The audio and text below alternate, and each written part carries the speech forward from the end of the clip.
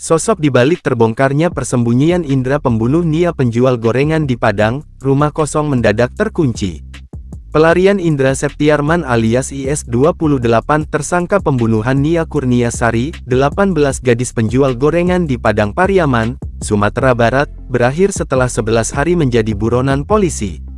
Kapolres Padang Pariaman, AKBP Ahmad Faisal Amir mengatakan, IS diamankan saat pihak kepolisian mendapat informasi dari masyarakat bahwa ada yang menjanggal di rumahnya.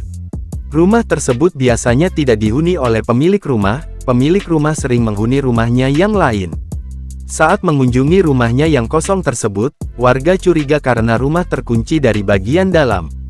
Melihat situasi itu, warga langsung melapor ke pihak kepolisian yang sedang berjaga dan polisi langsung menuju rumah tersebut. Di rumah tersebut polisi harus melakukan pembukaan paksa pintu utama rumah untuk masuk ke dalam karena kondisi pintu terkunci. Setelah masuk ke dalam, pihak kepolisian menemukan sejumlah tanda mencurigakan, sampai akhirnya polisi melakukan penggeledahan. Saat diamankan, IS tidak melakukan perlawanan dan pasrah pada pihak kepolisian. Di luar lokasi penangkapan, ratusan ribu warga sudah menunggu IS, sehingga ia langsung diboyong ke Mapolres Padang Pariaman. Kini, pihak kepolisian belum berani menyatakan adanya pelaku lain dalam kasus pembunuhan dan pemerkosaan gadis penjual gorengan di Padang Pariaman. Selain keterlibatan pelaku lain, pihak kepolisian juga masih mendalami terkait motif yang melatar belakangi perbuatan pelaku dalam kasus ini.